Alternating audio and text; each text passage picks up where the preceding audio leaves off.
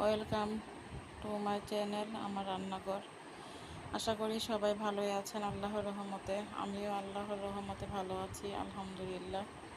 আজকে একটি মজাদার মাছের রেসিপি নিয়ে হাজির হলাম। মাছটা হলো বাইম মাছ।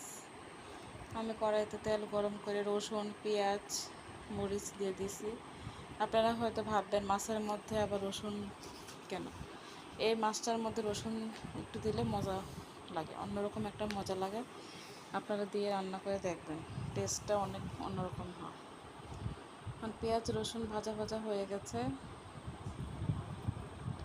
এখন এখানে কিছু বাটা মশলা দিয়ে দেব।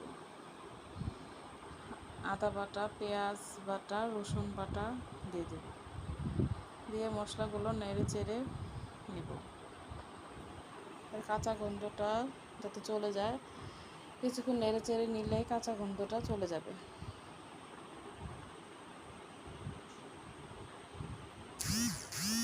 রান্না করতে করতে আপনাদের সাথে কিছু কথা শেয়ার করি। এখন একটু জিরার গুঁড়ো দিয়ে দিলাম, একটু টমেটোর পেস্ট দিয়ে দিলাম। টমেটোর পেস্ট দিলে মাছটা মজা লাগে, মাছের টেস্টটা একটু বেড়ে যায়। এখন একটু নাড়িয়ে চাড়িয়ে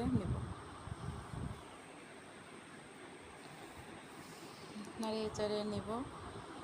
এখন মশলার গুঁড়া দিয়ে দিলাম, হলুদের গুঁড়া দিলাম, মরিচের গুঁড়া দিলাম।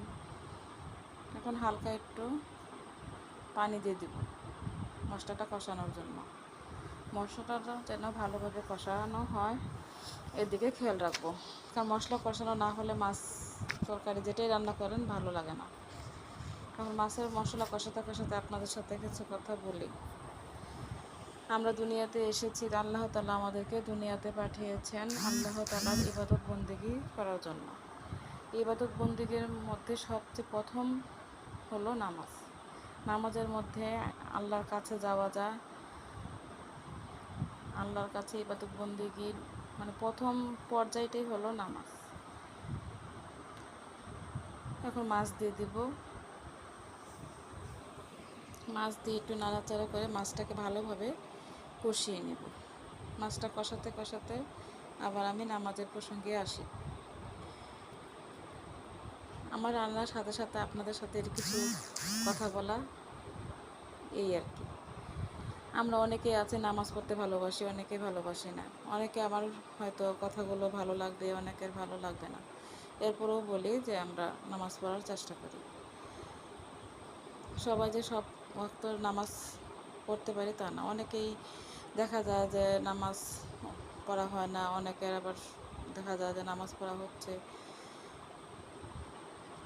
এখন আর মাছটা ভালোভাবে কষিয়ে নিয়ে নেব। আপনি দেখতেই পাচ্ছেন মাছগুলো অনেক কষানো হয়ে গেছে।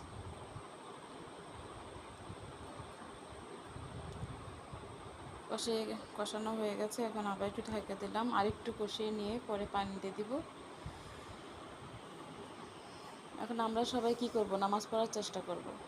যারা নামাজ পড়বেন নিয়মিত আমাকে কমেন্ট করে জানাবেন, আমারও ভালো লাগবে। আমিও আমার নামাজের প্রতি আরও উৎসাহিত হব আপনাদের কমেন্ট দেখে। এখন পানি ঢেলে দেব। পানি ঢেলে আবার ঢেকে দেব। এখন মাছের মধ্যে বলক তোলার জন্য অপেক্ষা করব।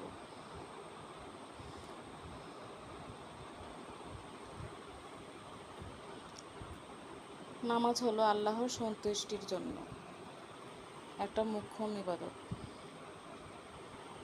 এখন আমার মাছটা প্রায় হয়ে গেছে। এখন আর একটু ঝোলটা শুকিয়ে আসলে মাছটা আমি নামিয়ে নেব। আপনাদেরকে অনেক অনেক ধন্যবাদ আমার ভিডিওটা কষ্ট করে দেখার জন্য।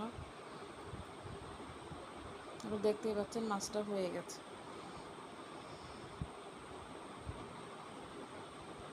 আসসালামু আলাইকুম।